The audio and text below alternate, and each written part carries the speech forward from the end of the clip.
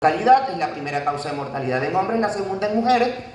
Tiene dos entidades clínicas claramente diferenciadas desde el punto de vista de los hallazgos electrocardiográficos, la angina inestable y el IM sin elevación del ST, y el IM con elevación del ST, que tienen conductas terapéuticas completamente distintas, y el síndrome coronario crónico referido clínicamente como la angina estable y la muerte súbita. El pronóstico depende del grado de necrosis. Entre más grande sea la lesión, el pronóstico es más malo. Y entre más nos tardemos en realizar una intervención terapéutica, el pronóstico también va a ser más malo. El comportamiento de estos marcadores depende del tamaño de la lesión, de la localización celular, de la concentración de este marcador dentro de la célula, dónde está ubicado dentro de la célula, cómo se distribuye y cómo se depura. Entonces el comportamiento de ellos es diferente para cada uno. Cuando hablamos de la definición clínica de infarto de miocardio, durante mucho tiempo se decía que era 2 de 3. Dolor, electro y cambios en las enzimas o en los biomarcadores de necrosis. Hoy la definición dice que es electro y o clínica con marcadores de necrosis. Para hablar de infarto yo tengo que tener marcadores de necrosis positivo, aunque no siempre la presencia de marcadores de necrosis positivo es igual a infarto.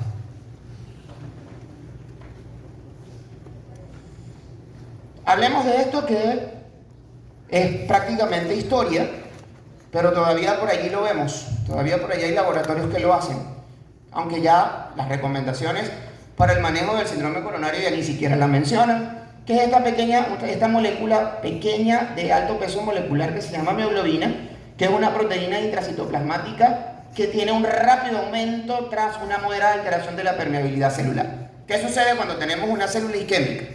Las primeras de cambio, una célula que está sometida a anoxia sufre cambios en la permeabilidad de su membrana. ¿Por qué? Porque la estabilidad de la membrana depende de energía. Necesitamos energía necesitamos el funcionamiento de la bomba de sodio-potasio, ATPasa y de otra serie de transportadores dependientes de energía para poder mantener la estabilidad de la membrana. Cuando se pierde o cuando hay falta de oxígeno, lo que perdemos es, o la célula pierde la capacidad de generar ATP. Y entonces lo primero que sucede es cambios en la permeabilidad. Se van a producir cambios a niveles en los electrolitos, se puede liberar ácido láctico, sin embargo estos marcadores no son específicos como para poder ser medidos en un síndrome coronario. Entonces, luego si esta injuria se mantiene, a nivel de la membrana plasmática se van a formar una serie de evaginaciones que se conocen como BLET, en donde ciertas proteínas solubles van a poder ser eliminadas. Entre esas proteínas solubles está la mioglobina.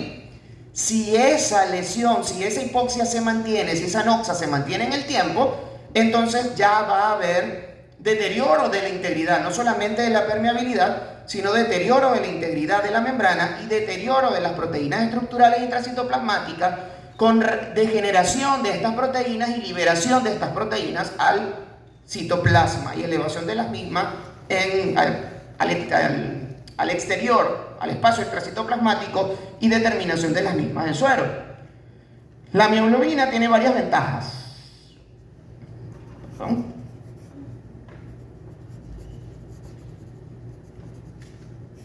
Tiene varias ventajas. La primera de ellas es que se puede determinar rápidamente, que es disponible, aunque cada vez menos porque ya no la pedimos, la capacidad de detección precoz del infarto y la capacidad de detección de la reperfusión. La mioglobina, por ser una proteína de bajo peso molecular, se va a liberar en las primeras de cambio. Entonces esta va a ser el primer marcador de necrosis que se va a elevar. De manera que nosotros podemos medir los niveles de mioglobina a las 2 horas de iniciado el evento cardiovascular, con un pico que se genera alrededor de las 6 horas y unos niveles que son detectables en sangre 12 a 24 horas posterior al inicio del dolor, no a la hora en la que llegó el paciente a la emergencia. El punto cero es la hora en la que el paciente inicia con el dolor torácico o con los síntomas que nos hacen sospechar. De manera que la mioglobina podía ser medida o puede ser medida todavía como ese marcador temprano de infarto. ¿Cuál es el problema? Que la mioglobina está en prácticamente todas las células, tanto en el músculo estriado cardíaco como en el músculo liso, visceral, como en el músculo esquelético. De manera que no tiene cardioespecificidad y tiene poca sensibilidad global en el infarto porque muchísimas condiciones pueden elevar la mioglobina. Por esta razón, la mioglobina cada vez se usa menos, sobre todo que tenemos algo que ya tempranamente podemos hacer diagnóstico y es más cardio-específico. No se debe utilizar nunca como único marcador. El otro marcador que hemos usado clásicamente, que es la creatinquinasa. Este fue el primer marcador que se consideró como un marcador cardioespecífico de lesión miocárdica. Recuerden que la creatina quinasa es esta proteína que se encarga de fosforilar la creatina para convertirla en fosfato de creatina cuando tenemos altos niveles de energía y luego toma ese grupo fosfato para transferirlo al ADP y generar rápidamente energía en condiciones de alto consumo de energía independiente de la fosforilación oxidativa por un proceso mucho más rápido, que es esto que vemos nosotros acá. Esta enzima es prácticamente de distribución universal porque prácticamente todos los tejidos producen creatinquinasa y existen 3 isoformas. La proteína tiene 2 subunidades. Entonces existe la isoforma MM, que se expresa principalmente en el músculo esquelético, la isoforma MB, que es la que se expresa principalmente en el tejido cardíaco, y la forma BB, que es la que se expresa a nivel del tejido neuronal. Tiene un peso molecular de 85 kilodalton, tiene un peso molecular un poco más alto, de manera que ella va a ser liberada no solamente cuando se altera la permeabilidad de la membrana, sino ya un poquito más tardíamente. Sufre múltiples variaciones y existen muchísimas enfermedades, porque lesiones musculares también pueden elevar la CKMB, porque aunque la CKMB se expresa principalmente en el músculo cardíaco, no solo se expresa en el músculo cardíaco. De manera que se eleva en patologías no cardíacas. Su ventaja, sí, es rápida, rapidez analítica, disponibilidad porque cualquier laboratorio puede hacerlo, la técnica es bastante sencilla, capacidad de detención precoz del infarto y capacidad de detección de la reperfusión. ¿Por qué? Porque esta enzima tiene la característica de elevarse en las primeras horas, hacer un pico alrededor de las 5 o 6 horas, y ser detectable a partir de las 4 horas y mantenerse en sangre alrededor de las 24 a 48 horas. La duración de estas enzimas en sangre depende del tamaño de la lesión y si se estableció una estrategia de reperfusión o no. Entonces, ¿qué sucede? Que como ella es la que cae más rápidamente, es el principal indicador de reinfarto. Porque si ustedes tienen un paciente que se infartó, y vamos a verlo ahorita con las troponinas, y hacemos el diagnóstico con las troponinas duran 14 a 21 días. Si el paciente al 5º o 6º día hace dolor torácico nuevamente, la pregunta es, ¿está anginoso? ¿Está haciendo una angina? ¿O se está reinfartando? Si yo vuelvo a pedir troponinas y estas troponinas se elevaron originalmente, van a estar elevadas porque duran en sangre 14 a 21 días. Por esta razón, la CKMB es la utilidad que tiene la CKMB, porque ella sí, al caer alrededor de las 40, del segundo al tercer día, entonces ella puede ser un buen marcador de reinfarto. Recomendaciones: utilizarla solo como alternativa en caso de que no contemos con enzimas cardioespecíficas. Estas enzimas cardioespecíficas son las troponinas. Las troponinas son proteínas que forman parte del complejo proteico muscular de la tropomiosina. Existen 3 isoformas: la troponina C, que está ligada a calcio o que liga calcio; la troponina I, que es la que inhibe que la interacción de estas proteínas o de la proteína, la interacción de la miosina con lactina en ausencia de calcio; y la troponina T, que permite la unión de estas al complejo pluriproteínico. Estas dos, aunque estas se expresan en todos los músculos, la característica diferencial es que 4 genes diferentes pueden codificar para la troponina I y para la troponina T. Y el gen que se expresa a nivel del corazón tiene una estructura primaria proteica específica y que se pueden generar anticuerpos específicos contra ella, lo que le va a dar cardioespecificidad, de manera que estas 2 enzimas son cardioespecíficas. No medimos troponina C porque la troponina C no es cardioespecífica.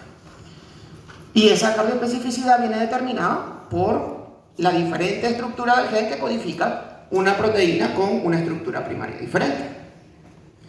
Tienen una sensibilidad del 91 al 100% y una especificidad del 80 al 90% cuando se presenta, y una elevación proporcional al tamaño de la lesión, de manera que las troponinas también tienen un valor pronóstico. Entre más alta esté el nivel de troponinas que tiene el paciente, más grande es la lesión probablemente, y por supuesto el riesgo de complicaciones también es más alto. Tiene poca sensibilidad en el infarto muy precoz porque estas enzimas, y para atrás, estas troponinas se van a elevar más tardíamente, alrededor de las 6 horas. Las troponinas más comunes, que más comúnmente nosotros tenemos en el mercado, se elevan alrededor de las 6 horas, aunque ellas pueden permanecer largo tiempo en la circulación. Entonces, por esa razón, tiene poca sensibilidad en el infarto muy precoz. Tiene utilidad limitada para detectar reinfarto y hay variabilidad entre pruebas y el dolor de cabeza de las troponinas, que dependiendo del ensayo que montan, la técnica de laboratorio con la que se miden, el valor de referencia es diferente. Entonces nosotros tenemos que saber qué técnica monta el laboratorio al que yo voy a enviar al paciente a hacerse las troponinas. Ese laboratorio que está cerca de la emergencia, yo tengo que saber qué técnica usan para saber cuál es el nivel de referencia, el punto de corte que yo voy a usar para decir este paciente está infartado o no lo está. Entonces, es uno de los grandes problemas, de los grandes inconvenientes de la troponina. La recomendación es útil como marcador único. De hecho, las guías, como veremos un poquito más adelante, hablan solamente de las troponinas. Las troponinas existen en dos formas: una forma soluble, una forma libre, que se encuentra libre en el citoplasma, que es alrededor del 10 al 15% de las troponinas intracitoplasmáticas, y una isoforma que se encuentra ligada a proteínas, que forma complejos mayores, complejos grandes. De manera que esta proteína libre se puede liberar, puede salir al plasma. Es la razón por la cual una proteína soluble, que teóricamente debería ser positiva a las 12 horas, cuando ya el daño de la membrana está establecido, puede ser medida a las 4 a 6 horas, porque esa primera parte de la elevación de las troponinas depende de estas proteínas libres, que si bien son de alto peso molecular, se pueden liberar simplemente con la generación de los lipomas. Mientras que esto que nosotros tenemos acá, porque la otra pregunta es por qué se mantiene, ya que las troponinas son dializables, o sea, las troponinas pueden ser eliminadas por el riñón. Entonces, la vida media debería ser corta. ¿Por qué razón duran tanto tiempo? Bueno, porque esta segunda fase de la secreción de troponina, depende de la proteína ligada, que sí ya debe estar establecido el daño celular, ya debe estar establecido el daño de la membrana, ya debe haber necrosis de la célula para que éstas puedan ser liberadas.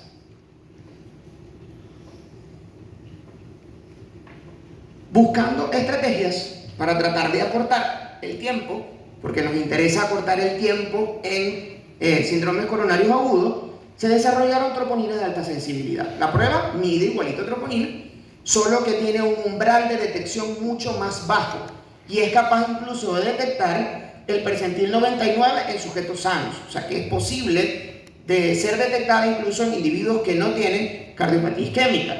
Tienen una imprecisión, estas troponinas de alta sensibilidad tienen una imprecisión de menos del 10%, con un valor predictivo negativo mayor del 96%. Dícese, una troponina de alta sensibilidad después de las 2 horas está negativa, la probabilidad de que ese paciente que usted tiene ante usted esté infartado es prácticamente 0. ¿Ok? Y permite el diagnóstico con una sola medición. No tengo que hacer mediciones seriadas. Aquí yo puedo tener la estrategia de hacer una sola medición para tener el diagnóstico. Y permite establecer pronóstico. Nuevamente, la elevación de las troponinas depende del tamaño de la lesión y el tamaño de la lesión depende del pronóstico. Así que entre más alta es la troponina, más probabilidades tiene ese paciente de complicarse, tanto agudo como subagudo, como de manera tardía. Entonces, ¿qué hacemos con el paciente? ¿Qué harían ustedes? La electrología, Amén. Y ya, porque con eso ya sé el diagnóstico diferencial si es un infarto o un miocardio.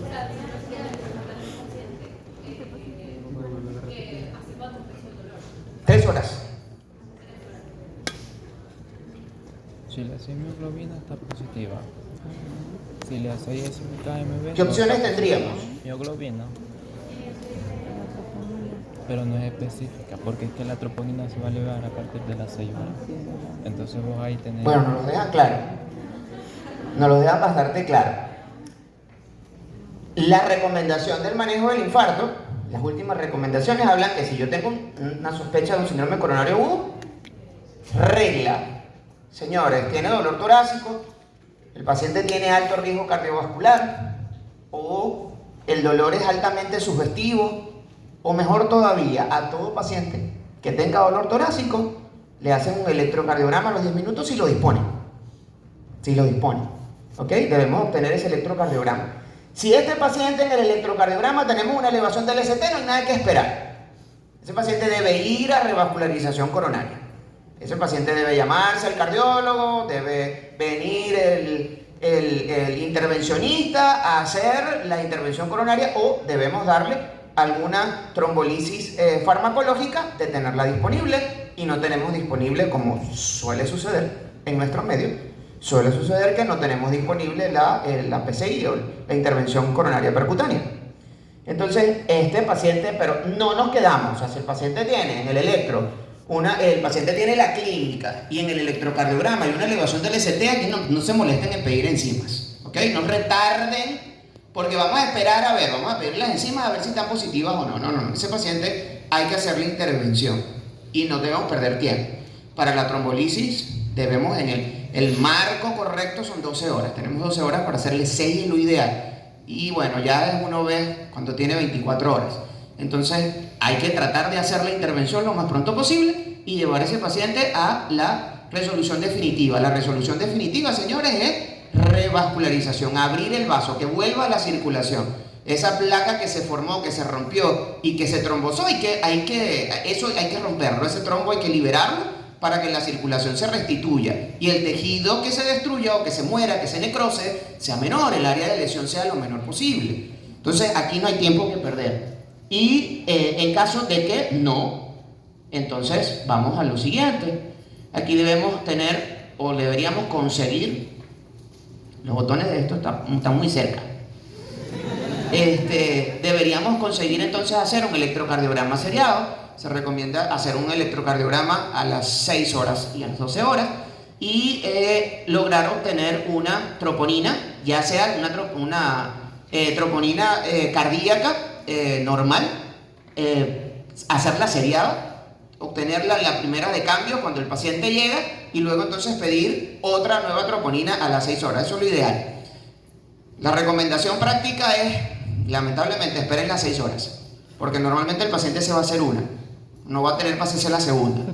Entonces hagan la troponina en el momento en que ustedes saben que si está negativa, ustedes pueden confiar en el resultado. Recuerden que las troponinas se elevan a las 6 horas. Entonces debemos esperar ese tiempo. Sobre todo la mayoría de las pruebas que nosotros tenemos disponibles. Hay algunas que pueden ser positivas a las 4 horas, pero para estar tranquilos y confiados lo hacemos a las 6 horas. Recuerden que no tiene elevación del ST porque ya hicimos el electro y estamos haciendo el electro seriado del paciente. Si tenemos la disponibilidad de una troponina de alta sensibilidad, debemos hacerla a la 1 o 2 horas de iniciar el dolor. O sea que la condición ideal en el caso de nuestro paciente es hacerle una troponina de alta sensibilidad. Y entonces aquí vamos a determinar el riesgo del paciente para entonces poder determinar el tipo de terapéutica que vamos a realizar con ese paciente. No es el objetivo de esta charla hablar de la terapéutica, y de hecho ya me quedan 8 minutos, pero la troponina tiene otra utilidad interesante, y es que la troponina, y es lo que se basa o en lo que se enfrasca la definición de infarto, la última definición de infarto, es hacer la diferenciación entre necrosis miocárdica y lesión miocárdica. ¿Qué pasa con las troponinas de alta sensibilidad en la medida que las hemos ido desarrollando? Bueno, que nosotros debemos tener, no solamente debemos tener una elevación de las troponinas que deben estar por encima del percentil 99, o sea, por encima del valor máximo recomendado, sino que también deben cumplir con ciertas características en relación a la manera en cómo deben comportarse. Si hay necrosis, entonces estas troponinas deben elevarse y deben hacer curva a lo largo del tiempo, o sea, deben elevarse, deben cumplir el inicio de la elevación a las 6 horas, sostenerse, hacer un pico a las 24, 48 y mantenerse positivas a lo largo de los 14 a 21 días, ¿ok? Si eso no es así, entonces nosotros podemos tener, recuerden que esto depende de una primera fase de lesión y esto depende de la necrosis de la célula miocárdica. Pero cuando tenemos lesiones agudas no necróticas, la troponina se puede elevar, pero se puede elevar a partir de esa porción soluble de las proteínas, de las troponinas que se encuentran en el citoplasma y que representan lesión de la membrana, pero no destrucción de la integridad completa de la membrana plasmática. En este caso ellas se van a elevar, van a alcanzar el percentil 99 o superar el percentil 99, pero no van a hacer esta curva, sino que van a caer rápidamente. ¿Por qué? Porque la membrana no se destruyó, porque las troponinas ligadas a proteínas no se liberaron, sino que simplemente se liberaron las troponinas solubles. Entonces vamos a tener esto que está acá. En este marcador que nosotros tenemos acá, entonces este paciente tenía una injuria, no llegó a la necrosis miocárdica. Y la otra utilidad de las troponinas es su medición a lo largo del tiempo para aquellas condiciones crónicas. Les recuerdo esto que está acá. Si no hay daño, estas proteínas o estas troponinas unidas a proteínas no se van a liberar, solo se van a liberar las proteínas libres, que son las que nos van a dar esta característica de elevación, pero que no se sostiene, no hace curva. De manera que la determinación seriada de las troponinas forma parte de las indicaciones que nosotros debemos, o de lo que debemos seguir o debemos hacer en el seguimiento del paciente con un síndrome coronario. ¿Problemas con las troponinas? Nada, es perfecto. Un montón de falsos positivos, tanto producidos por perfusión miocárdica reducida, como por incremento de la demanda de oxígeno, como por otras causas de lesión miocárdica, por condiciones cardíacas o por condiciones sistémicas. De manera que debemos tomar en cuenta todas estas cosas. Me quedan 3, no 2. Me quedan 5, perdón. Hablamos entonces de los marcadores de sobrecarga. En este caso tenemos el péptido natriurético y sobre todo la porción N-terminal del ProBNP. Recuerden que estos son hormonas que se producen a nivel de un tercer grupo de células que tenemos en el corazón, que son las células miocárdicas con capacidad endocrina, y que el BNP es producto de un gen que su modificación protranslacional produce el BNP, el péptido natriurético cerebral, pero tiene esta porción, que es la porción N-terminal de este péptido, que somos los que nosotros podemos medir. Este péptido ha tenido gran uso, tanto diagnóstico como estratificación de riesgo, como prevención, como guía para el tratamiento.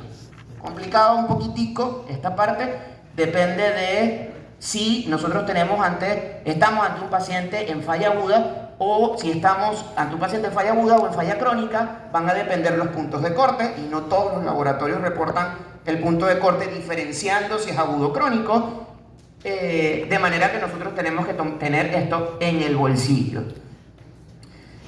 Las utilidades en fibrilación auricular: altos niveles de péptido natriurético está relacionado con riesgo de enfermedad cerebrovascular, embolismo y muerte, más que los indicadores de riesgo, las calculadoras de riesgo.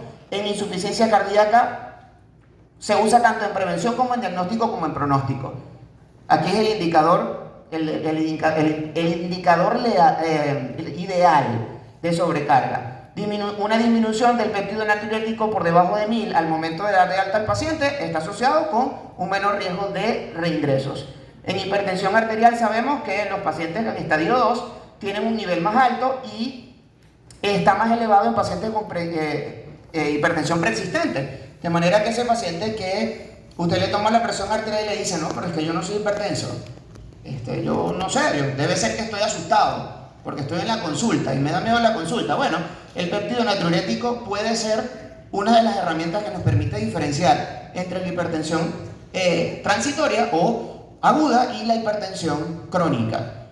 Lo que pasa es que es difícil pedirle péptido natriurético a todos los pacientes hipertensos porque realmente es un estudio relativamente costoso. Y en el caso de la fibrosis miocárdica, niveles más altos de péptido natriurético de la porción N-terminal está relacionado con fibrosis subclínica, de manera que es un indicador subclínico. En cuanto a los marcadores de inflamación, la proteína C reactiva ultrasensible. La proteína C es una proteína de fase aguda que actúa como una auxina y que en enfermedad cardiovascular debemos recordar que la enfermedad cardiovascular es una condición inflamatoria, de manera que la proteína C reactiva siempre se va a elevar. El problema de la proteína C reactiva es que la proteína C reactiva es altamente inespecífica, se eleva con cualquier cosa. Entonces es un poquito hacer diagnóstico con ella por la falta de especificidad. Y sin embargo, la proteína C reactiva ultrasensible se utiliza como instrumento no diagnóstico, porque no tiene utilidad diagnóstica importantemente, pero sí está relacionado con el pronóstico, tanto en hipertensión arterial, en síndrome coronario y en insuficiencia cardíaca, y donde sí puede utilizarse como factor de riesgo es en la determinación del riesgo de muerte súbita, porque se ha encontrado que los pacientes que tienen elevados niveles de proteína C reactiva tienen alto riesgo de desarrollar muerte súbita. No es una herramienta diagnóstica, recuerden, porque no es específica. Complementaria a la evaluación clínica sí, porque niveles de proteína C reactiva de alta sensibilidad está directamente relacionado con el objetivo terapéutico, y estos son los niveles de riesgo: bajo riesgo, intermedio y riesgo elevado.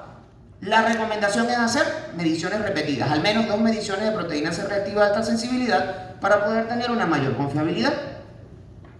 Y finalmente, el remodelado. El remodelado depende de la medición de las metaloproteinasas, que son 25 endopeptidasas dependientes de zinc, que degradan la matriz extracelular y que son inhibidas por 4 proteínas inhibidoras de metaloproteinasa.